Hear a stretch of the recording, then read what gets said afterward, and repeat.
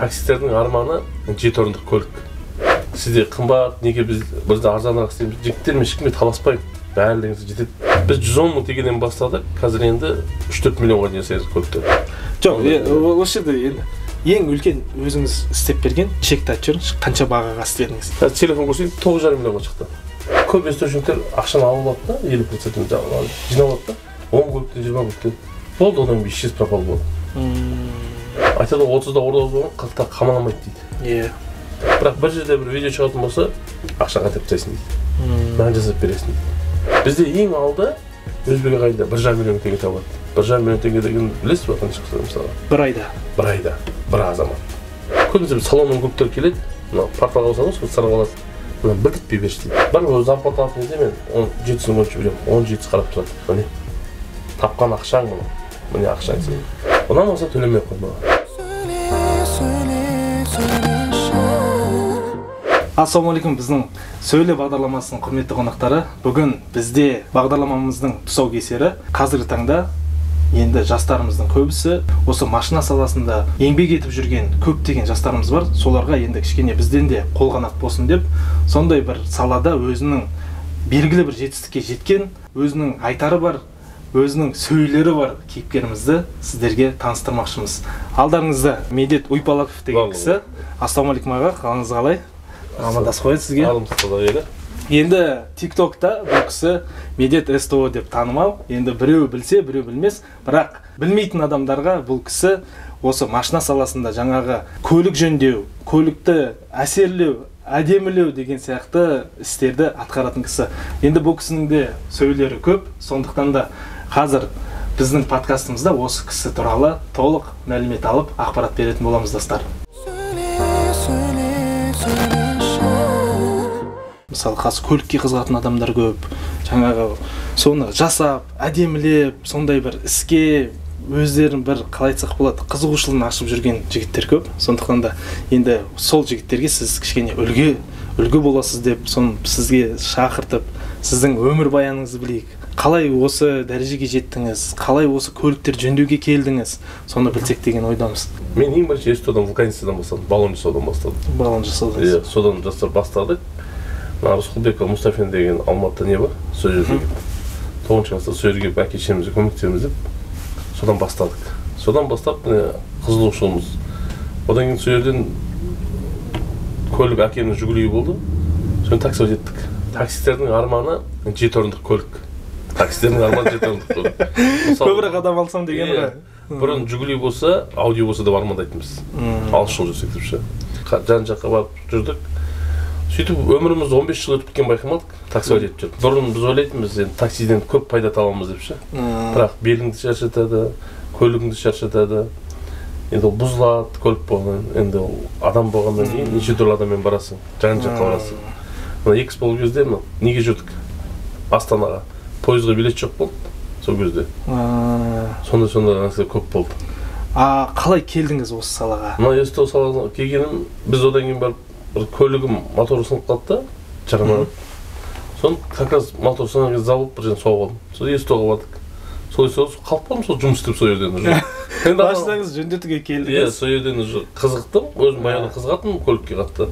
Содан қалдық, сол жерде жұмыс істеп жүрдім, сол жерден енді кішкене управляющийне көтерілді. Не дейді ғой, басқарып. Жоқ, сол жерде кішкене тоқтап кетсеңіз, сіз көлігіңізді алып келдіңіз. И сіз бірге жөндеу көмектестіңіз бе сол кісілерге? Сонда сізді ұнатып алып қалды ма сонда жұмысқа? Или өзіңіз кірем деп? Ана көлікке төлейтін ақшам болмады, шыны керек ше. Көлікке төлейтін ақша. Сол машина таксист жүрсе, таксистер түсінеді. Машина қай уақытта сынатынын, ақша жоқ кезде бір проблема бастағанда проблема болып сынады ол машиналар. Сол кезден басталды. Соны қарадым, менен кішірек балалар жұмыс істеп жүр мысалы. Солардан қардық, сонымен Өзбек ағайындармен жұмыс істеп кеттік сол жерден. Солармен өсіп кәсіп бастап кеттік. Содан кейін біз енді кәсіп бастаған кезде карантинде басталды ғой. Сонда сіз бұл салаға осыдан 3 жыл алдын келдіңіз? Жоқ, бұдан 3 жыл емес, бұдан 8 жыл бұрын келдім мен. Бізде 500 мың аренда болды бірінші, одан миллион көтеріп алды. Аренданышы айына біз 500 мың. Сіз басында жалпы өзіңіз арендовать еттік? Арендовать еттік біз сол басында. Сонда бір үлкен ғимаратты алып? Үлкен ғимаратты, қамқор 2 деген жер бар. Сол жақта ғимаратты арендовать еттік біз ше. Мына карантиннің кезінен бастап, соны біз өзімізге жеке ашып бастадық, потому что ана жерде біз енді ол айтып керегі жоқ, басқа ұлттың құрамында болдық қой. Енді ол сол жерде жұмыс істеп жүрдік. Сол кісілер бізге аренданы көтеріп тастады. Қалып. Себепсіз? Көтерген кезде біз енді өңкей қымбат көктерді біз істей бастадық. Коллектив балалар жақсы жинадым мен. Потому что өңкей мықты талантты балалар болды менің қолымда. Содан біз соны нетіп едік, бізге айтты, соны нетіп едік. Біз алдық та 5 көлікті, 5 Land Cruiser сотка қымбат көктер біз үйге алып кеттік. Үйге мә деді, хозяиндар айтты, үйіңе апарып жасайсың деді. Болды деп үйге бардым, содан басталып кеттік. Сонда бұл қазіргі мен алдында көрген үйіңізге карантинде басталды. Карантинде басталды. Еще бір гаражды қанша алдында балаңыз айтты, бір күнде құртып дедіңіздер ма? Бір күнде құртып дедіңіздер ма? 500 кірпішпен бір-ақ күнде құртып, енді басқа вариант жоқ бізде. Күз келатты. Клиент күттір, машина алып келдіңіздер. Ол далада істей бердік. Далада істеп бастап бердіңіздер ма? Біз әлем білген сол немен істеп жатырмыз. Мысалы, қазір енді әйел азаматтар такси айтып жүр ғой, бізге көп келеді. Иә. Көп ойлайды, техника саласы болғаннан кейін, неге сізде қымбат, неге бізде арзанырақ істейміз, жігіттермен ешкімге таласпаймын, бәрілеріңізге жетеді. Бұл қазақтың жері бәрімізге, ата-бабамыз алып берді ғой осы жерге, істесін, көрсін деп. Айтады 30-да орда болған, 40-та қамаламайды дейді. 30-да жігіттердің бәріміз мұсылманбыз ғой. 40-қа келгенше жігіттер енді ел ағасы болғанша бір кішкене болса кәсіптің басын бірдеңе ұстап қалсақ, жігіттер бәрімізге жетеді. Мына заманда көбінің мақсаты ойлайды, 1-2 айда жұмыс істеп үйреніп кетем болды деп ше. Ол оңай ғана емес. Бірінші қиыншылығы да бар. Біреудің жақсы жағы да бар. Клиент болғанда әртүрлі клиент келеді бізге. Ақшасы бар адам, ақшасы жоқ адам болады. Ол ақшасы жоқ адамдар агрессивный болады, ұрысады. Төбелесе дейін соңында. Мысалы, ол әдейі емес, бұл заманауи қазір неге. Одан клиенттерді біз барып желкесінен қиып алып келмейсің ғой. Мысалы, ол көліктерді жасап беру үшін сен клиентке жағу керексің. Клиентке жағу үшін сен сапалы қызмет көрсетесің. Ол саған басқа біреу айтады. Туған туысын айтады, ағайын достарын айтады. Сен уақытылы шығарып берсең, сапасы жақсы болса, сен сұраған ақшаңды береді саған. Біз 110 мың теңгеден бастадық, қазір енді 3-4 миллионға дейін жасаймыз көліктерді. Біз 110 мың теңгеден бастағанбыз. Бірінші басында бастағанда. Потому что енді ол ана 4-5 көлік бітті ғой. Мен Instagram жүргізіп көрдім, жүрмеді. Алдында TikTok жүргізіп тез көтерілді өзінен өзі. Мен ешқандай мен бірде бір сайт салған емеспін. Басында TikTok'ты негізі сол өзімді жарнама жасайын деп аштыңыз ғой. Иә. Алдында просто сіз маған айттыңыз да, менің кейбір көрермендерім хабарласып, менен ақыл сұрайтындарды көбейтті деді. Тек қана клиент болып келмейді, ал менен өзі ақыл сұрап, кеңес сұрап, сондайлар да бар дедіңіз. Қандай лакпен қолданамын мысалы, көп қой, нетіп жүрген, қандай краскамен қолданамын дейді мысалы. Бізде қазір 3 түрлі не бар да, Қытайдікі бар, турецкий бар, российский бар. 3 неде бар да мысалы. Соның үшеуінің қайсысын қолданамын дейді. Енді такси алып жүрген кезде не бір азаматтармен танысасың. Аналардың енді өзің ойлам, осы жерден 6 сағат сен жол жүресің ары бері. Сол кезде мықты қызмет істеген жігіттер бар. Солармен жол жүресің, олар такси жалдайды ғой. Сол әңгімелерді тыңдайсың, анау сонымен олармен тіл табысуды үйренесің. Бізде таксистерді біледі, ден дейді. Жәрдеңке барып алып қайтып келсең, ол ден туда, обратно дейді. Ол кезде бұрынғы битокі жоқ. Жаман жолмен барасың, жаман жолмен қайтып келесің. Сол кезде мен баратынмын, қайтып келетім, мен қайтадан баратынмын. 3 рейс жасайсың, бір жасағанда. 3 рейс жаса. Ақшасы табасың, таппай емес. Bir күнде 30 мың, 20 мың теңге табасың. Бірақ ол ақша жиналмайды таксистерде. Таксистердің үйіне бір продукт ала келесің, бір машинаға бір зат аласың, бала шағаңа бірдеңе алып бересің, ол обязательно бірдеңе тіреліп тұрады. Ол ақша жиналмайды, просто біз өзіміз қораға кіргізген байқамай қаламыз да. Сол арқылы ғана, жай ғана біз просто өзіміз бір күндік табысымызды ойлап жүрміз болды. Bir күн 30 мың, 40 мың теңге тапсам болды. Өз жолын таба алмай жүрген адамдар көп та. Жоқ, ол мысалы өзінің талантын білмеуі де мүмкін. Иә, сол. Қолында мысалы талант бар да, ол кішкентай бір нәрсені біледі, ол өзінің санасымен біледі оны. Бірақ қаз айтады, былай ойлайды да. Мен лучше таксовать етейін, анан кейінге қалдырып тұрайын. Өйткені қазір өмір сүруім керек қой таксовать етемін. Сөйтіп басқа жақты бағытта анан шетке ығыстыра береді, ол мүмкін ұмытылып та кетер. И осы бағытта жаңағы сіз айтып отырсыз, таксида бүйтіп істеп, өзінің діттеген жаңағы жолына келе алмауы мүмкін да. Былайша айтқан кезде шешім қабылдай алмайды да. Түсініңіз бе? Шешім уақытылы қабылдай алмағаннан мысалы сәл мүмкін деген. Ол дұрыс шығар. Бірақ енді қазір қараңызшы, енді сіз қазір осылай кәсіп бастап нетіңіз мысалға ше, сізді үлкен басқа блогерлер көреді да мысалға. Соларға біз жаңағы соғы мотивация, сіздің көрсеткенімізді себебіміз, мысалы сіз сияқты жігіттерді ертең Ермек деген жігітте келеді. Мысалы ол да жаңағы осы машина саласында қазір, машина саласында и мысалы қазір бар ғой, өзінің білмеген тұстарын ашып жатыр, актер болып жатыр. Ол мысалы қарапайым халыққа да ол өте бір андай не жатты, миға сыймайтын СТОшник, мысалы қараңызшы, СТОшник актер болып кетті дегенге. Ол миға сыймайтын нәрсе ғой, былайша айтқан кезде ол актерлыққа ол адам деген, мысалы ана Жүргеновке барып оқу керек деген сияқты біздің түсінігімізде сондай ғой, актер болу үшін. А былай қарасаң, қарапайым кісіден мысалы сондай болып шығып жатыр. И сіз де мысалы қарапайым таксисттен осындай дәрежеге көтерілген, қазір астында білдей 18 адам қызмет жасайтын жаңағы өзіңіздің жаңа былайша айтқан кезде ана қызмет көрсететін цехыңызды ашып отырсыз ғой. Ол 18 адам былай істейді. Асырттай тағы балаларды бөлдік біз үйреткен балаларды ше. Бірақ оларға біз әлі не бермей отырмағанымыз сол ғой. Потому что біреуге біз айтсақ ол жігітті мен танытқым келеді. Бірақ толық біліп отырмыз да, ертең біреудің машинасын көлігін қыдырып жүріп біреу соғып дейтін болса, ертең проблема ғой. Ертең менде сенің шыққан балаң еді ғой дейді ғой. Иә, ол да бар дұрыс айтасың. Ал ертең біреудің ақшасын алып алып, ол көп источниктер ақшаны алып алып та, 50%-ін жинап алып та, 10 көліктен 20 көліктен болды, одан кейін исчез пропал болады. Ол да. Ана кезде мен бағана кеше маған бір кісі хабарласады, сіз маған дейді, ол орысша сөйлеп тұр ана жігіт ше, телефонмен. Сіз маған дейді, сізде істеп кеткен жігіттер болса, сіз лақтырған жігіттер болса, соны бізге чатқа лақтырып беріңіз. Біз соларды көрсетеміз дейді. Сонда мен айтамын, зачем біреудің артын қазбау? Ол тұрмыстық жағдаймен қадаған шығар. Оның бәрін жан-жаққа түсіну керек та. Ол өңкей қазақты қазір бетін шығара береміз, ертең біздің артымызды кім қазбаққа, кімге біле айтыңызшы. Бірінші миллионға ешқандай спрос жоқ қой. Қалған миллионға спрос бар. И оның үстіне мысалы қараңыз, электрик. Біздің түсінігімізде электрик ол тек қана мысалы орыс жігіттер жасайды, жақсы жасайды деген түсінік бар. Жоқ, қазір. Бар ғой, қазір шығып жатыр соны, бірақ білмейді ғой халық қазір. Енді жаңағы әлеуметтік желілердің дамуынан сонымен біліп жатыр. Мысалы сізді де солай біліп жатыр деген сияқты есеп қой. И иә, дұрыс айтасыз, біз бәріміз даму керекпіз. Ауылдың ана кезде ғой. Ауылдастың ауызсасы дейді ғой, мысалға көбі сөйтіп не деді да, мысалға ол не деді, ал бірақ кім қанша не беріп жатыр, бір Алла біледі деп өзімше. Любой нәрсе кәсібіне береке беріп жатқан Алла. Алып қоямын десе де Алла Тағала бір сәтте алып қояды. Дұрыс айтасыз.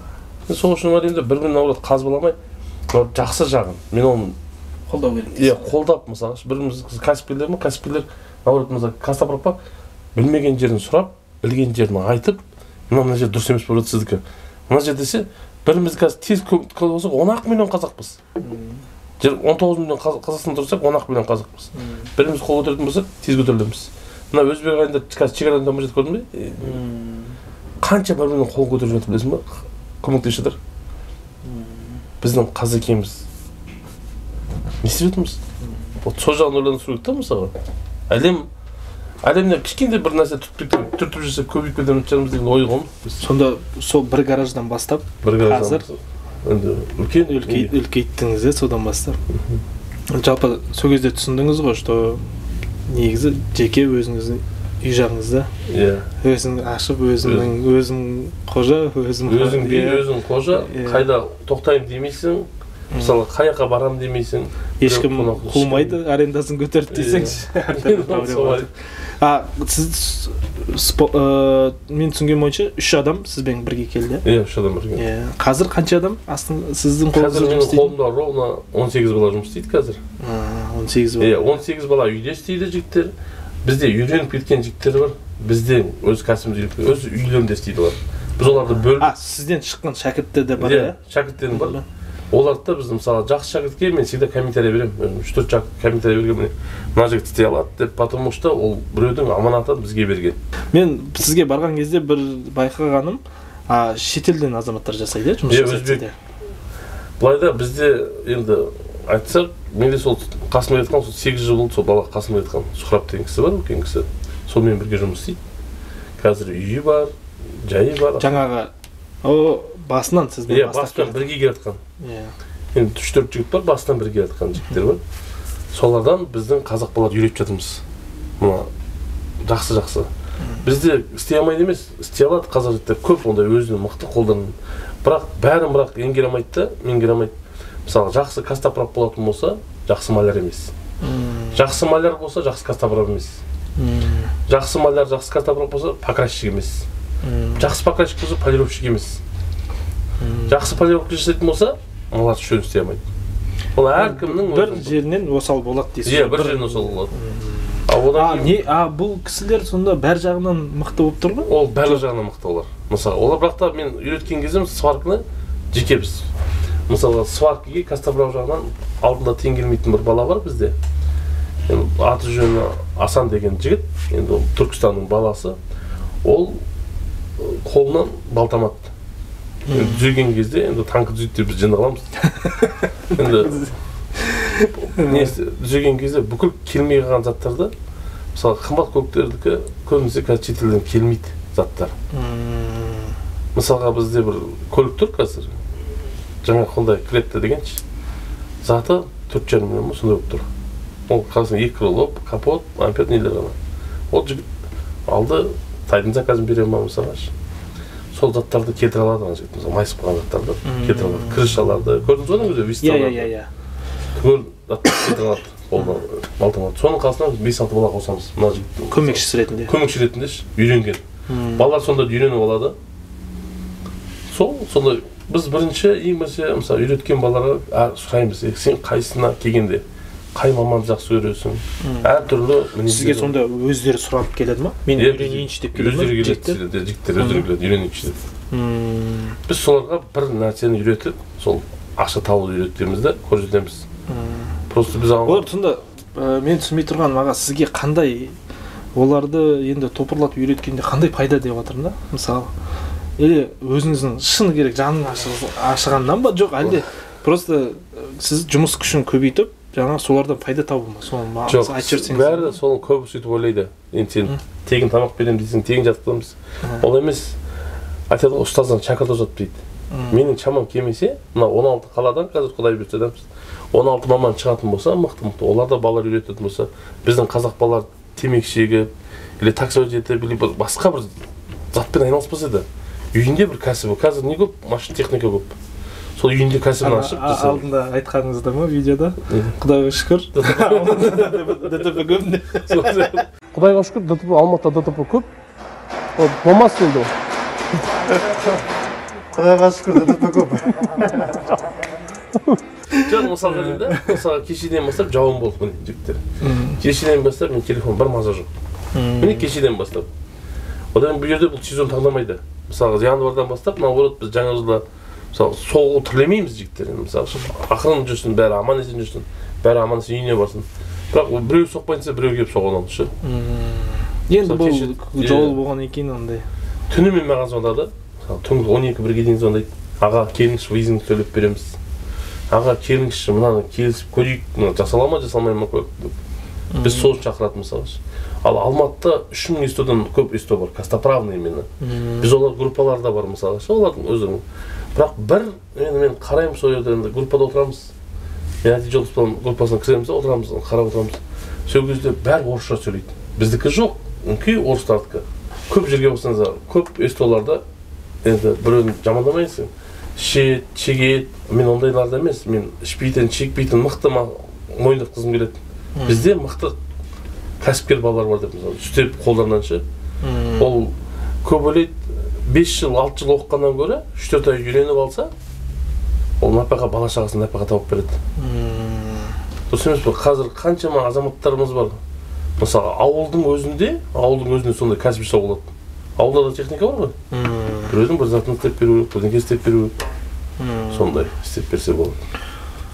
Аға қазір енді сонда ол кірген шәкірттер басында енді ақысыз істейді ма? Жоқ, ақымен... Бұлай істейміз. Біз енді ол шәкірттерді біз қараймыз. Дайындайсыз ғой енді. Иә, дайындаймыз. Ол дым білмей келеді мысалы. Мен келдім дейді. Мен мысалы ондайдан дым хабарым жоқ.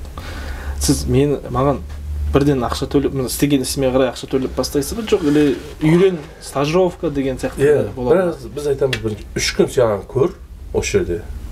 тегін жатып көріп балалармен сыйласа аласың ба, үйрене аласың ба, ертең күн суық, мен туралы жаман нәрсе айтпай, өзіңмен өзің болатын болсаң, пожалуйста, қал.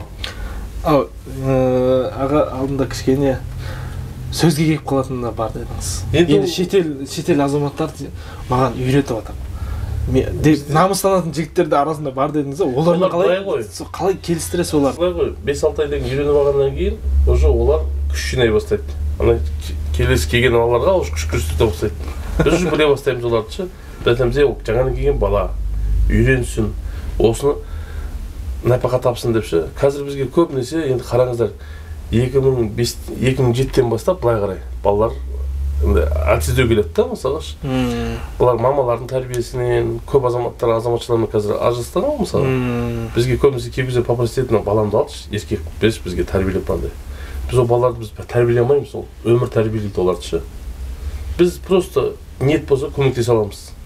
Қалай көмектесе? Баланың өзінің жаңағы ниетіне байланысты ғой, иә?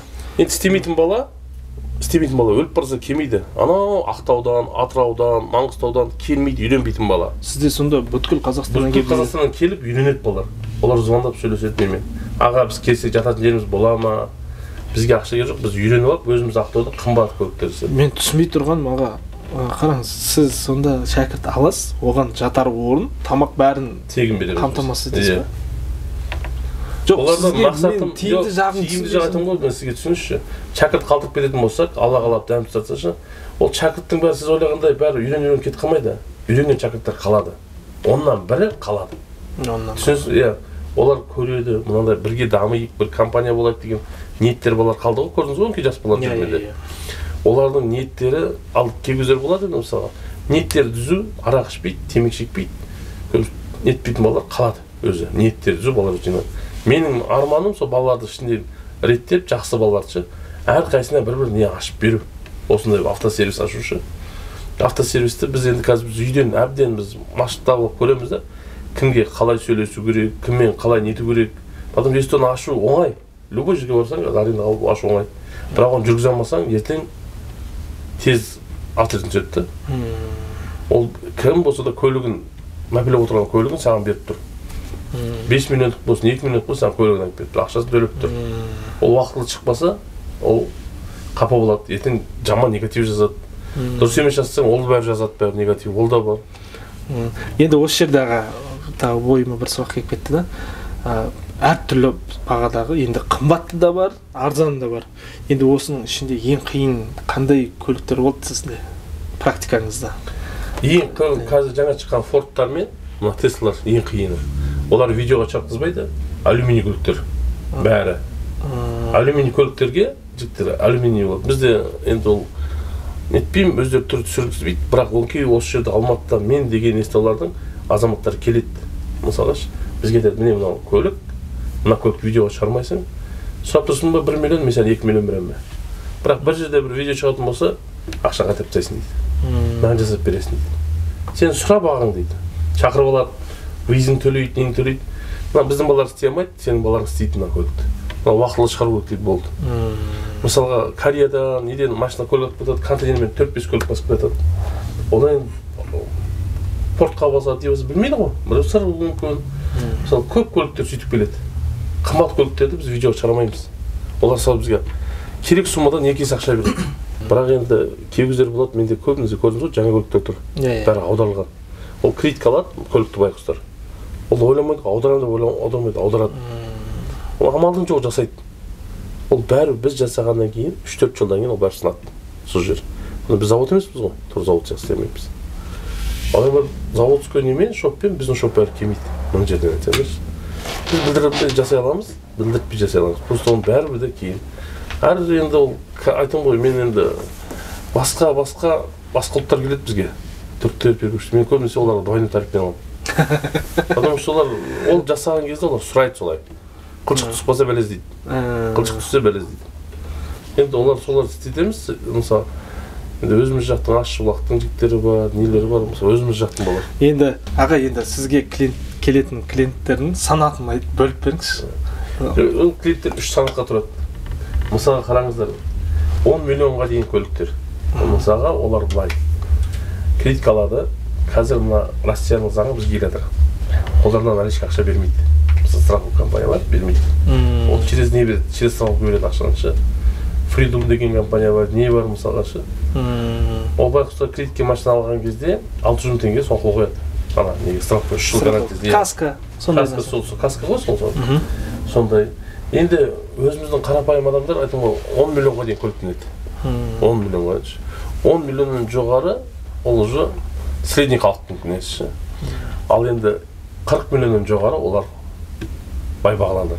Бай бағландар көбінесе бізге алып келмейді. Мысалы бай бағландар келмейді бізге. Бізге бай бағландардан алып қойған нелер ғой, солар ақ біледі ғой. Енді рас қой енді ол. Соғылған, арзандау түсіп қойған. Жоқ, олай емес қой. Мысалы бай бағланнан мен көрдім, өзім бізге енді байқамай көрсетпесе де бір чектен көріп қаласың ғой енді. Бізге келеді 9,5 миллион, 10 миллион көрсетеді, 15 миллион. Мен де қазір көрсете аламын. Жоқ, осы жерде енді ең үлкен өзіңіз істеп берген чекті айтып жүріңіз, қанша бағаға істедіңіз? Ең қымбат істеген жұмысыңыз қанша суммаға шықты? Қазір телефон көрсетейін, 9,5 миллионға шықты. Ең қымбат 9 миллион тепші.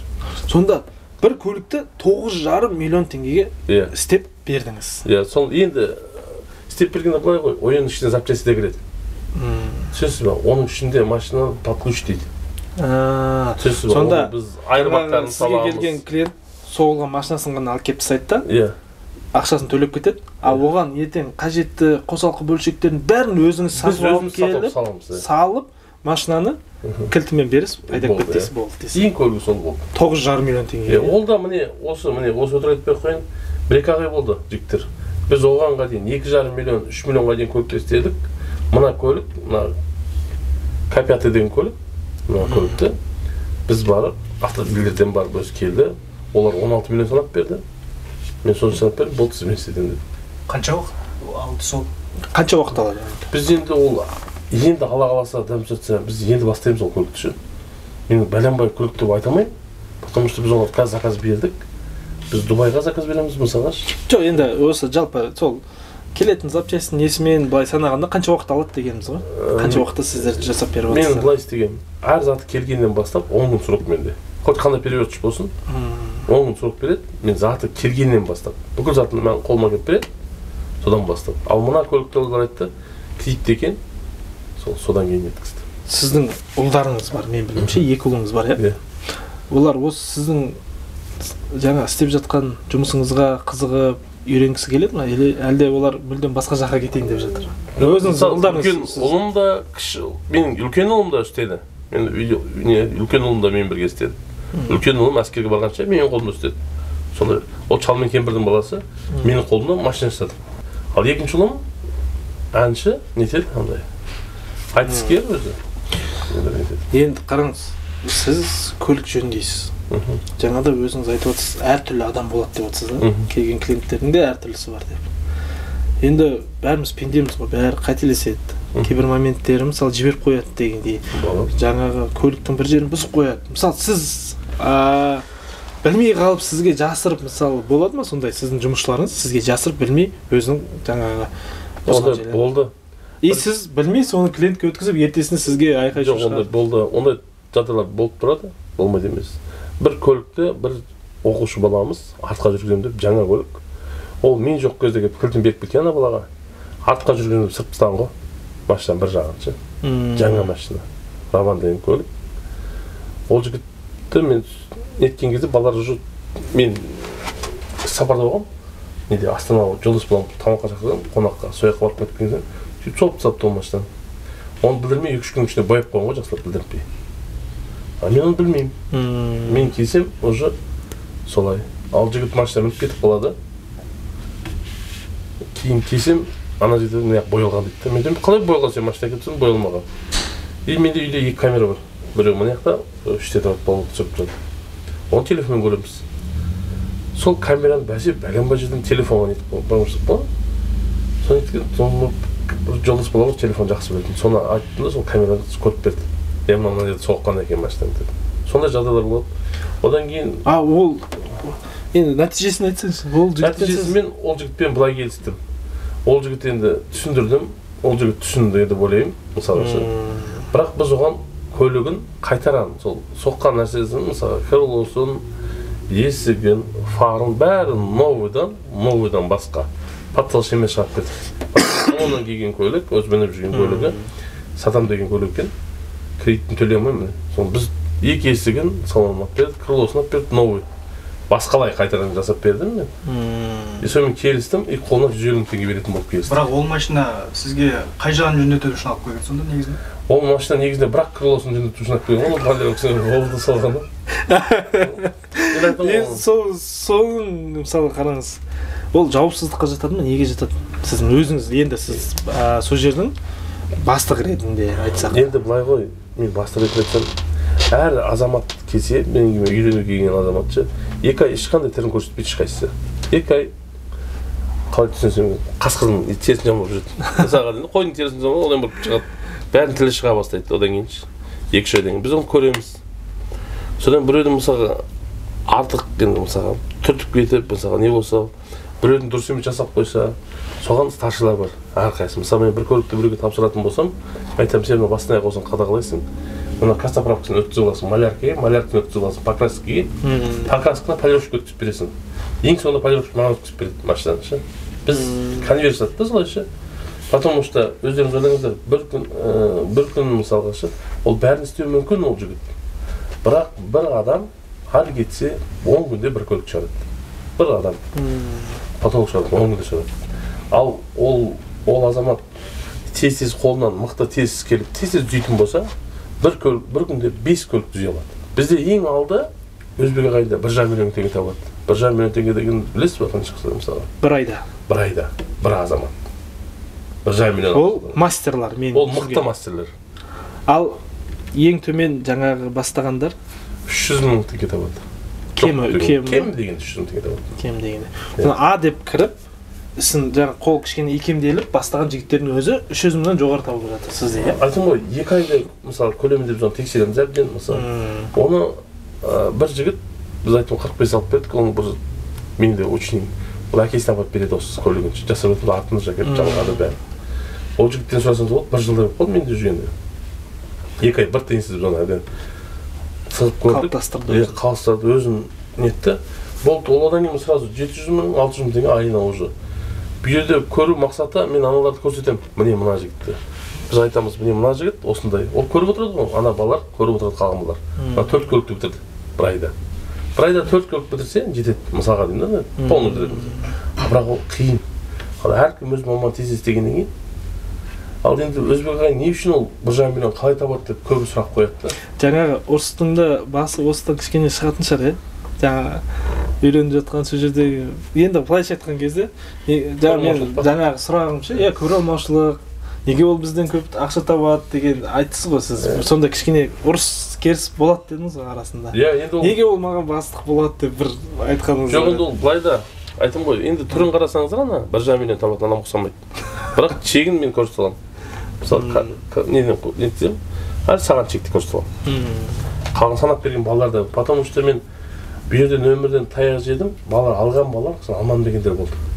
Қалай? Ақшасын алады, осы жерден, біздің өзбек қазақ балалар. Алып кетеді, алман дейді екен. Мысалы, басқа балалармен естиміз ғой енді, группа болғаннан кейін бір лақтырады, милицияның ақшасын бермепті ғой, 5-10 мың теңге мысалы. Уже біз оған наказ ете алмаймыз, дұрыс па? Содан бір екеуіне мен көрдім да, мен былай істедім. Қазір мысалға 18 бала бізде істейді ғой.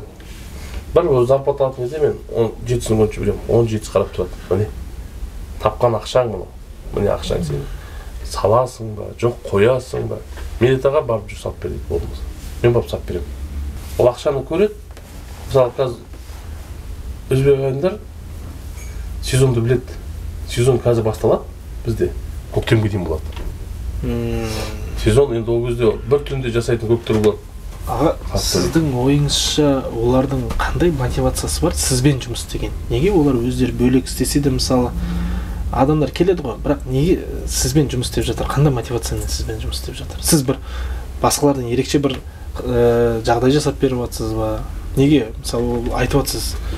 Мастер дейсіз да, жаңа қолы гүл деп айтып жатсыз. Бәр жағынан келеді деп айтып жатсыз. Оның мотивациясы неде сізбен жұмыс істеп? Енді олардың жасы біріншіден 50-де. Бірінші жасы. Олар көп жерде маған дейін де істеген. Маған дейін де Алматының түкпір естосын көрген. 5-6 естон өлдім өткізіп келген жігіттер да. Олар не үшін, сіз не үшін мысалы жұмыс істейсіз? Бәрі ақшаның құдіреті ғой. Ақша үшін, табу үшін, бала шағасын бағу үшін дейді. Маған ешқайсысы келіп, мен қазір мысалға құдай паризат бірдеңке болатын болсам, ешкіммен жұмыс істемейді. Мен енді сондай кісілерді көрдім, что заводтары болған кісілерді көрдім да, что бір күнде авариядан кейін ана кісілер келеді ғой, біз естиміз, әңгімесін тыңдаймыз. Бір күннен кейін болды. Ешқандай бір адам қалмаған қасында. Инвалид болып қалған мысалы кісілер. Көбіміз авариядан кейін біз көбіміз сондайды көреміз, естиміз. Көрдіңіздер ме, оның бәрі істейтіні былайда біреудің ақысын алдамай беретін болса, болды. Главное оның ақысы. Мысалы сіз біреумен, мысалы екі рет мен сізді алдаймын, үшінші рет алдасам, сіз маған төртінші рет көнесіз бе нәрсе?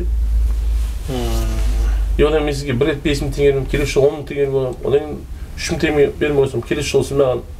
Сонда бірінші кезекте сіздің тұрақтылығыңыз болып тұр ғой. Олармен қарым-қатынас. Біз оларға айтамыз, 10 күн сайын ақша саламыз, келіскен бойынша болды. Істет алсаң істет. Менің ол мақсатым, Өзбек ағайдар ұстап отырған мақсатым, ол 1,5 миллион тапсын. Ол менің мақсатым, арманым, ана қазақ баладан үйреніп, алып, бізге тастап кетсе, сол мықты нәрселерді. Өзіміздің өнеріміз, өзіміздің балалар мақсат үйренетін болса, маған көп нелер келеді. Былай істемейсің бе, былай істемейсің бе деп ше. Олардың бәрін тыңдаймын да, көремін. Бірақ олардың ойы өзім деп тұр да. Ал қазір біз өзіміз дейтін болсақ, өшеміз. Ал халық мысалы Бәленбай, ата-бабамыз осы Бәленбай жерді алып берді ғой бізге. Бірақ өзімде алған жоқ қой, бәрін малын да таратып берді. Осы жерде қазір ешкім 40-қа дейін елді ойламайтын адам 40-тан ешкім ойламайды. Өзінің басында квартирасы жоқ болса, не үйі жоқ болса, сорында үйі бар ғой, ішіңкесі жоқ болса, ол қайтып сен бізді ойлайды айтыңызшы. Халықты өзіңіз қайтып ойлайды, ойламайды. Ол қазір 5 адам басқарамайтын адам ертең халық басқарала ма? Басқарамайды. Біздікі неблагодарный жұмыста, Костоправ деген неблагодарный жұмыста. Сен мықты талап тілейтін болсаң, сен бізге келмей, сен салонға бар. Зачем бізге келесің? Біз саған завод емеспіз, біріншіден. Екіншіден сен көлігіңді соқпа. Ақырын жүр, ешкімге зиян тигізбе, айдап жүре бер. Ал енді соқтың ба, Қытайсыз ата келдің ба, одан сен сапасыз шығара алмайсың. Соны да білдейсіз ғой. Жоқ, соны білу керек та. Одан кейін барып, енді әркім бала 10 күн істесін, 5 күн істесін, 3 күн істесін, оның еңбек ақысын беріп үйрену керек та. Мен бірінші өзім жемесем де, ішпесем бірінші ақы. Соны айлығын беремін, маған бермесе бермей қойсын. Менде канонның сөзім бар, ұнамаса төлемейсің деген. Бәрі біледі. Ұнамаса төлемей қой маған. Мен сені жалып тұрмайын қалымда. Ақшаны үлесті тұрмайын. Ұнамай ма төлемейді. Ұнаса төлейді ақшасын. Тағын андай жағдай болды ма? Мысалы, сіз бір машинаны жасап жатырсыз. Бірақ бір клиент келеді, әке мына тезірек бітіру керек. Қанша сұрасаң да берем деген сияқты. Ол күнде келеді ондай. Айтам ғой, ол жауында, мысалға, қазір бәрі бір не біріп, мысалы бір жерге чопырып келеді ғой. Жұмысқа келеді, қымбат көліктер болмашы. Біз бір түнде шығаратын көліктер болады болмын. Бір түнде таңға дейін шығарып жүретін көліктер. Біреудің ол чопыр аэропорттан күтіп алу керек, біздің күту керек машиналарынша. Сондай көліктер келеді, что шығарып бересің. Ондай адамдар көп, ол жауын жауған кезде ана ауылына тез үйіне апарып қайтып келеді, бірдеңе сырып алады, сиырға алады мысалы, любой нәрсе нетіп алады. Олар сондай келеді көліктер. Бірақ енді оның алдында алып қойған көліктерге кішкене әділетсіздік болмай ма? Жоқ, біз айтам ғой, мен сұрап берем аламын 10 күн. Уақыты бітпесе ақшасын алмаймын. Мен 10 күнді. Оны бітіре ма, бітірмей ма мысалы, мен балалардан сұраймын. Жігіттер мынаны көлікті кіргізетін болса, кім істейді? Кімнің желаниесі бар? 5-6 адам. Сіздер айтам ғой, түсінесіз бе? Біреу тез түзеп береді. Біреу тез жағып береді, біреу тез бояп береді. Сол кезде білінбей тез кетеді. Ақшаны мысалға бір көлік 100 мыңға кіретін болса, соны былай бөлу керек та жігіттер. Оны бәрі сол срочно келеді ғой, бір кішкентай сарайына 100 мыңға. Оны былай бөледі көбі. 100 мың теңгенің маған 20 мың теңгесін алсым жетеді. Мен жетеді. 80 мың балаға беремін. Потому что балалар сол жерге краска алады, не алады, олар сол түнде красканы подбор етіп жүр. Біріншіден. Олар сол түнде ұйқысын бөледі. Екіншіден. Үшіншіден сол ақша үшін жүрген азаматтар бар. Олар да жамау жеміз ғой, түнімен жатады. Олардың бәрінің арманы, үйіндегі мақсаты, әрқайсының өз столары болған кезінде жігіттермен істеп жүрген. Олардың да сол айтым продвижение жоқ. Не себепті? Потому что уақытылы шығарамайды, бағана кім айтады ғой? ана жігіт айтты ғой, иә, Дидар. Уақытылы шықпаған көлік болғаннан кейін оған сенімсіздік жоғалады. Мысалы, сіз көлігіңізді бересіз, 5 күннен бірге барамын дейсіз, сіз маған 3 күнге тастап кеттіңіз, 5-ші күн бірге барамын дейсіз. Мен келсеңіз, әлі бұтып кетті десем, ол көлікті ешкім сізге сенбейді, келесі жол. Алаяқ деген сөздің теріс шығады. Екінші, біреудің аманаты, біреудің көлікті, мысалы, Астанаға қойып баратады, бір жерге қойып баратады. Көбінесе салонның көліктері келеді, порталға қосады, сол сырып алады. Білдіртпей берші дейді. Біз білдіртпей жасап береміз. Оны қуға қойып қайтын сол атады. Ондай көліктерде болады. Салоннан? Салоннан бір тиеді ғой машинан. Мысалға, Chevrolet, Matiznилердің бәрі неден тиіп алып келеді бейғарай Өзбекстаннан. Бізде Қазақстанда жоқ қой? Жолда алып келеді. Иә, жолда алып келген сырлады. Грузиядан, Америкадан заказ береді басшылар, көліктер, контейнерлер өсіп келеді. Олар да сырлады жігіттер. Мысалы, байқама, жұмысшыларды адам ғой. Жоқ, мен түсінбей тұрған кәдімгі жаңа көліктер сататын автосалонда. Автосалонда жаңа көліктерді бәрі кәдімгідей 70 000 теңгемен, мысалға. Білмеймін, Өзбекстаннан бейғарай неге салады? Автобусға салады. Автобусға салған кезде ондай емес, кәдімгі эвакуатормен. Мысалы, Қытайдан Теслалар шығады, жігіттер, мысалы. Оларды Өзбекстанға тасып жатыр қазір. Сол көліктер басылады ғой, апарады ғой. Ол қайтарыс бустер етмейді ғой. 2 Matiz, 1 Matiz басып келеді. Мысалы, анда көліктер басып келеді, Chevrolet көлік. Енді олар келіскенде байланысты басып келеді. Сол кезде байқамай жатып, түсіп батқан сұрады. Әдейі емес қой жігіттер, оларда мысалы әдейі істемейді. Ал оларда группалар бар. Кім жақша істей алады? Түн ішінде кім істей алады? Сол? Кәдімгі эксклюзив болды. Жол солай ғой. Соны сіздерге жаймен алып келеді да, сіздер бір түннің ішінде істеп береміз. Істеп бересіздер. А ол соны алып барып береді. Алып береді, олардың да қабылдап болады нелер. Мысалы. Главное, бұл жерде бампер көрсетпейді. Иә, бампер көрсетпейді. Ал енді Nexia мен Nexia'лардың барлық краскасы бірдеңе шығарған ғой. Бәрі бірді келе береді. Енді аға, көліктердің өзіне өтейік. Қазіргі жаңа шығып жатқан көліктер сапасына. Бұлай бөлейікші аға. 90-нан 2000-ға дейін, 2000-нан 2010-ға дейін, 2010-ға дейін, 2010-нан 2020-ға дейін. Осы 10 жылдықта шыққан көліктердің қайсы сапалы? Қайсы сүйегі жөндеуге келеді? Соны өздеріңіз енді осы бәрін жөндеп шыққан шығарсыздар осы уақыттың ішінде, бәрі сала ішінде. Жаңасы бар, орташасы, жаңа жылғысы бар дегенде. Қайсылар сапалы осылардың? Адамдарға қазір мысалы қандай кеңес бересіз, қандай көліктерді алған? Жаңа көлік алған жақсы ғой, еврей қандай жаңа көлік жақсы. Жаңа көлік алғанмен де оның ертең жол ғой, өзіңіз айтпақшы жол. Бәр нәрсе болуы мүмкін. Енді ертең ремонттағанда да оның ақшасы бәленбай шығып тұрса, мысалы сіз жаңа сіз айтып жатсыз, бізге де кредитке алған машиналар көп келеді деп жатырсыз. Жоқ, былай ғой. Қараңыз, мысалға мен сұрағым түсінікті болды ма сізге? Айтым ғой, оларда 3 сапаға бөлінеді. Мысалы, ескі көліктер жағдай жоқ болғаннан мінеді мысалға. Олар темір мықты болғанмен, качествосы болса. Бірақ біз 20 миллион халықпыз да, мысалға 19 миллион халықпыз. Скоро бізде, мына неде, Қазақстанда Қытайлар бәленбай миллиард халықта. Бізге заттар жоқ уже. Мысалы, ескі көліктер, жаңа көліктердің бәрі заттары бар. Оларға не выгодно одан бар? Ескі көліктерге зат бергенші. Мысалы, қараңызшы, Subaru'ның запчастары қытайский жоқ. Байқайсыз, Subaru, Хаммердегі көліктердің запчастары жоқ, қытайский. Потому что рұқсат бермеген. Ал енді праворлы японстардың енді өмір өздері үшін жасаған. Мысалы, Альфардтардың көп праворлы, мықты жасаған көліктеріне. Бірақ бір рет неткеннен кейін болды. Мысалы, біз көбінесе Альфардтан істейік, солады ғой, мысалы, қатты алсаң. Соларды қараймыз да, олар өте мықты жасаған японстарымыз. Ал енді Chevroletтердің соғылады, бүкіл затын не шығып бергенде, адамға ешқандай безопасность деген жоқ. Chevrolettер мысалы бүктелген кезде бүйтіп қалады, қағаз болып қалады. Қағаз средний сол не сияқты.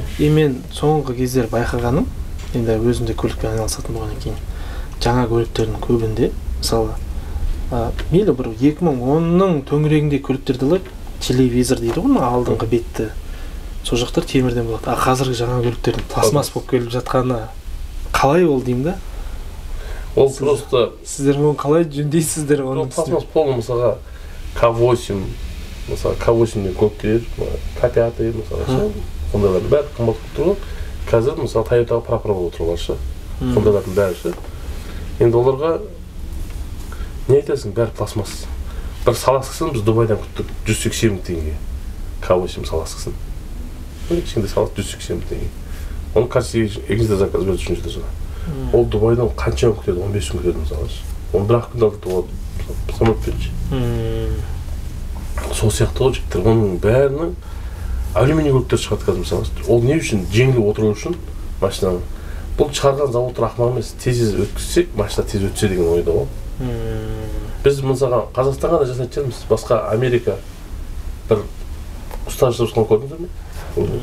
Қытай солған көліктерін жасап көрдіңіздер ме? Көрген емессіз. Мысалға. Сонда біздің елде ғана ма солай? Енді ол біздің елде ғана емес, біз СНГ бойынша біз 5 мемлекет қой.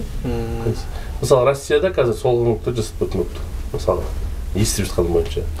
Жоқ, енді ол меніңше ондай біздің елде де бар. Просто енді біз амалдың жоқтығынан, сіз жаңа айттыңыз ғой, кредитке алды көлікті. Енді оны соғып алды. Ал ана жерінде кредиті тұр. Өзі таксовать етеді. Енді амал жоқ, жөндейді ғой, И осы солай жүрген, енді бұрын өзіңізде таксист болған екенсіз. Солай жүрген жігіттер енді ақшасы да болмайтын білесіз енді. Ол мысалы жараса төлейтін. Оны қалай сіз көмектесесіз оларға? Или қайтарып жібересіз ба? Жоқ, қайтармайсыз, енді айтам ғой, оны несіне қарап айтасың мысалы. Айтам ғой, біз де адам баласымыз ғой. Біз айтамыз, бауырым, нормалдай. Бампер 24 мың теңге тұрады. Мысалы Chevrolet'тің көбіктің бампері крашеный аппақ 24 мың теңге. Бар, кел, бір 5 мың теңге ауысып береміз дейміз. Мысалы дейді. Оны көбі түсінбейді. Мысалы түсіндіреміз да. Ал енді ішім айтып кетсе біз енді оны 5 мың теңге үзіп бере алмаймыз ғой. Соған біз енді ол керек ақшамызды аламыз. Мысалы өзіміздің. Енді бір мынау айтам ғой, қалай түсінсем екен сіздерге. Көбінесе қазір енді ер азаматтарымыз аман болсын. Көбінесе әйел азаматтарда, мына көліктердің бәрі әйел азаматтарда болып тұр қазір. Қазір әйел азаматтар 10 миллионнан төмен қарай көлік мінбейді. Олар ақшаны, одан бір мына ер азаматтар сияқты нетпейді. Потому что өзі табады, өзі біледі, өзі қояды. Ол сені түріңді көрмейді, машинаны алып салып жүреді саған. Сен оны жасап бересің, келгіңізде келеді, алып кетеді. Ешқандай қанымен қаперсіз. Тегін жасап беретін кездер болады ма аға? Болды, біреміз 2-3 рет болды онда тегін. Потому что былайда от солмапсы. Біз білмейміз ғой, кім қандай адам екенін ше. Біз жанымыз ашиды. Мысалы көп маған жазады, жекеменшік шығады. Неге сен оның көлігі бар ғой, неге оны тегін жасап бересің дейді. Көлігі бар. Бірақ жігіттер соны түсініңіздерші, оның кредиті бар. Ол бала шағасын бағам деп, басқа давлениесі бар, почкасының давлениесі мысалы, аяғынан жүре алмауы мүмкін. Содан амал жоқ такси етемін дейді. 15-20 мың, 5-10 мың теңге тауып, бала шаға барам дейді. Маған 50 мың теңге алып дейді, кредитін қоямын дейді. Қазір 120-150 мың ғой мысалы. Ондай әйел азаматтар болады, ондайлар келеді бізге. Біз оларға мысалға оның пайдасы емес, мысалы қойшы бала шағасын нәпақасы үшін біз оны істеп берейік. Балалардан жігіттер мен ақша алмай, мына кісі беріп кетсе өзің беріп береді, бермесе ренжімей ғана бір көлікті рұқсат берсең болады. Бізде оны алдын ала өзіңіз жұмысшыларыңызбен келісесіз. Келісіп аламыз алдын ала. Ол кісілер келіссе, сіз жасап бересіз. Ол кісілер келіспесе, қолдары тимей жатса, біз оны алмаймыз ғой. Біз енді ол айтам ғой, 18 баланың бәрін жұмыс тауып беру оңай нәрсе емес. Одан бір әрқайсысы жеке-жеке істегеннен кейін, бір күнде 3-4 мысалы тез бітіргеннен кейін ол да ақша тапқысы келеді. Потому что жаңағы айтам 10 мың, 20 мың теңге деп мен просто айтқаным сіздерге. Бірақ бір көлік мысалға 300 мың келсе ол 10 мың теңге алмайды ғой. Тез істеп береді, бір күнде істеп береді, 20 мың теңге салады. Бір нәрсе қылосыншы мысалы. Ол 300 мың келіп тұр. Мына кісі келеді да 50 мың теңге нетеді. Ана кісі байайды. Мысалы, олар сол үшін тез істейді. Ал сондай көліктерді мысалы, біреудің затын күтіп тұрғанша басқа көлікті істей береді. Біреу шашады мысалы, учениктер біз көбіміз шаштырып, біз бірінші тексереміз. Жинатқызып көлікті. Кім шашса сол жинайды. Ал енді оны келесі апамен мен саған балға дейтін болсаң, біреудің көлігі сынып қалатын болса заты, ол қымбат. Ол саған сынып қойса кешірмейді ғой, біреудің фары мысалға. Кешірмейді. Қазір плюс деген бір машинаның фары заказ беріп 15 күнде 300 мың теңге. Жаңа айтып 15 күнге бір фар жоқ, төрт линзалық. А вот сондай моментте оны кім төлейді? Жаңа сіз айттыңыз ғой, мен жоқ кезде соғып алды. Оны енді кім шығынын ақтайды? Мен шығын ақтаймын, потому что қалай түсінсеңіз, учениктен бізге келген балалар, мынаны түсініңіздер, бізге келген балалардың жағдайы болып, мәз болғаннан келмейді. Жағдайы жоқ, ютубтан көреді, тиктоктан көреді. Амалдың жоғы, мынаны барып үйінсем, бала-шаға бақсам деп келеді. Ал біреудің баласы, мәпілеп отырған баласы бізге жүрмейді просто. Мынаны істемеді. Сонда сол есігін, крылосын, жаңа бамперін бәрін сіз ақшасын төлеп алып бердіңіз. Мен өз шөтімді түсіп алып бердім. Потому что жұмысшылардың көбі, мысалы айтамын ғой сіздерге, өз деңгейлеріне қарап, әпесе өз үйінде істемей ма? Жақсы істеп түгел, мықты, 8 қырлы бір сырлы болса, менің алдыма келмейді ол жігіттер. 3000-ға жуық Кастопрах бар дедіңіз. СТО бар дедіңіз, иә? Енді сіздің істеп халыққа ұсынып жатқан бағаңыз қай деңгейде? Жоғары ма, төмен бе, орта ма? Менікі ма? Иә, бірақ мен енді өзім байқағанымды айтып жіберейін, осы жерде сіз соған да сөз. Мен сіздің тиктокыңызда комментарийді да оқыдым. Енді өз аузыңыздан шыққан бағаларды да оқыдым. Халық, менің ойымда да сол айту. Сіздің істеп беретін құныңыз өте жоғары сияқты. Сол не себептен, неліктен айтып жүрсеңіз?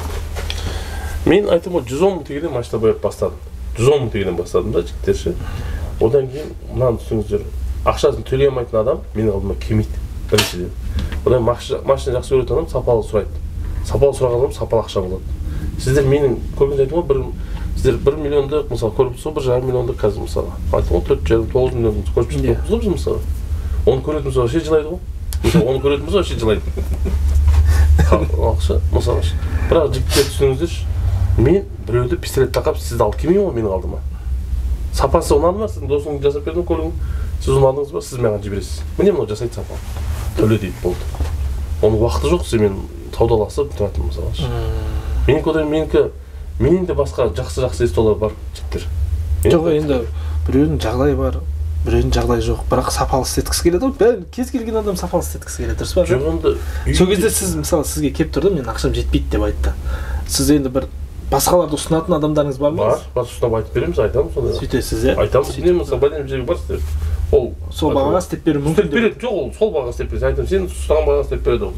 Бара беріңіз дейді. Бізде былай ғой, біз мысалы көбісі период көліктер жүрміз. Мысалы мен сізден келіс 500 теңге сұраймын. Осы машина істеп беремін. Айтасыз, жоқ, мен бір жерден 300 мыңға таптым дейсіз. Мен болды деймін. Сіз алып кеттіңіз көлігіңізді. Апарып боятасыз көлігіңізді. Боятасыз, сізге бірақ көңіліңізден шықпады ол көлік. Бояғаны шыршавый болады, зазор қойылмаған болады. Сіз мен қайтадан алып келесіз. Маған кейін басқа жерге барсаңыз да сізден двойной тариф сұраймын. Мынаны біз қайтамыз. Біз үйден бір күндік жұмыс болса да біз двойной тариф сұраймыз. Біздің еңбегіміз бағалаған адам ғана бізге келеді. Бір рет істеткен адам басқаға бармайды. Мысалы, көбінесе мына жергіліктердің ең қызығын ең соңында төбелеске дейін барады, ренжіп кетеді. Ой, анау деп ше. Болмайтын нәрсесін дауласады. Мен айтамын, болды, мен сенікі дұрыс істеймін. Жібереміз, мысалы. Қойшы деп ше, мысалы, жібереміз. Ең соңында тағы звондап тұрады ғой, 4-5 күннен кейін. Бір айдан кейін, братан бір көлік береді, жасап жүресің бе деп ше. Енді ол дұрыс емес. Көрместе болып кеткен адам дейсің. Ой, көрместе болып кетеді ол. Уже мен орға айтады ғой, брат, мен сені брат ұрып жіберсем, талай айтамын ғой, түн ішінде балалармен келеді. 5-6 баламен келеді. Біз 90 жыл баяғыда өтіп кеткенбіз ғой. Сес көрсеткісі келеді ма сонда? Сес көрсеткісі балалар көп келеді. Кішкентай балалар ғой, мысалы жаңадан неткен балалар, мен баламен жасты балалар. Алдайды. Мысалы, түрін жасап алады. Мысалы, ол жігіттердің бәрі мысалы, біз ол менің отырған азаматтар, менде жүрген азаматтар, олар да жетіскенен жүрген жоқ жігіттер. Олар да бала шағасын бағамыз деп. Сен келістің ба, бір түнде шығарып береміз, біз бір түнде шығарамыз. Сол ақшаны қойсаң болды. Әке-шешесін айдап шығып кетеді машиналар, балалар. Сол соғып қояды. Азанға дейін шығарып берші, 2 күнде шығарып берші дейді. Соны қоямыз біз онда 2 күнде. Біз запчастьны әкеліп қоямыз оны. Бізге айтқан суммамызды әкеліп береді болды. Жігіттер болды, мен мысалы мен айтамын ғой. Мен кигенде кроссовкамға дейін, маған клиенттер келіп береді. Мәңіз ағама сізге сыйлық. Мен өмір қымбат кроссовка, қымбат аяқ киім киген емеспін, қымбат киім киген емеспін. Бірақ мына үстіме киген киімдерімді көбісі клиенттер келіп береді. Ризашылығына болғанша. Мен мысалға 80 мың теңге кроссовканы мысалы киген емеспін өзімше, маған сондай кроссовкалар әкеліп берді 5-6 кроссовка мысалға мәңіз мысалы осындай фирмада істеймін. Біздің атымыздан деп ше. Міне көлігімді шығарды, рахмет деді. Матрас жасайды, диван, үйдегі мебельдің бәрін көрдіңіз ғой. Мен үйімдегі заттардың бәрін, отырған орындығыма, дастарханыма дейін, оларға біз ризашылық береміз, олар бізге ризашылық беріп береді. Ол енді ол отандық өнім болғаннан бірімізге көмегіміз содан тиеді. енді басына бір оралсақ, сол жерін бір айтып жіберсеңіз. Енді Яндекс Индрайвер шыққаннан такси қызметінде жұмыс істеу шын керек, былайша қарасаң, көп жастарға көп ақша табатын сияқты. Енді соларға бір кеңесіңізді айтып жүрсеңіз. Енді біз басынан келдік қой, қай жер сіз қалай өскеніңізді бәрін білдік. Енді соларға бір жалпы жастарға өзіңіздің кеңесіңізді айтып жіберіңіз. Ол таксида сіз жаңа бір минус жерлерінде айтып жібердіңіз. Енді соларға жеңіл ақша. Ана орысда только сыр мышеловки бывает дейді. Ол қазір товар. Бір көбінесе қазір әйел азаматтар көп қызмет істейді. Солар такси болар дейді, товар одан ақша таппайды. Бәрі тапсын. Үлкен кісілер бар, денсаулығы жоқ. Ол кісілер такси етеді мысалы. Мен біреудің нәпақасын дұрыс емес, біреудің дұрыс дейтін мен кіммін? Мен жай ғана адаммын просто. Сол үшін жігіттер, мен біреуге жастарға айтарым жігіттер. Қолдарынан өнер болатын болса, ешқай жерде өлмейсіңдер. Қайда барсаңдар да істейсіңдер. Қай жаққа бар. Машинаны көбінесе айтам болды. Алады, бір айдың ішінде 2 айдың жауып тастайды.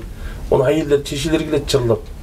Мен қымбат көктер істеп жүрміз, біз Hyundai Sonatалардан өтірік айтпасам 20-сын істедік қойдым. Бәрі мамалар алып берген, кредитке кредитке алып берген бәрі. Без переначал қыз береді Hyundai'лардың бәрінше. Кредитке алып берген. Сол кісілер келеді. Енді әкелері простой машина жүрді, бірақ балалары қызмет істесін, балалары өссін жесін деп соларға алып берген. Сол көліктер балалары келеді қасында. Оның қасына тұр, сонда өзінің сияқты құрылғандай сондай балалар келеді. Мысалы, сонда өздерінше болып келеді балалар, қымбат көліктермен жүреді. Бірақ ол өз ақшасы емес, ол әке-шешесінің ақшасы. Бірақ түбі таяқ жейді ғой. Түбі өмірден таяқ жейді. Бізден таяқ жемесе де өмірден бәрі таяқ жейді.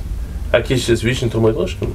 Қазір енді ел болып түзелеміз дейтін болсақ, жігіттер, ел болып түзелеміз дейтін болсақ, біз яғни бесігімізді көкпіз ғой.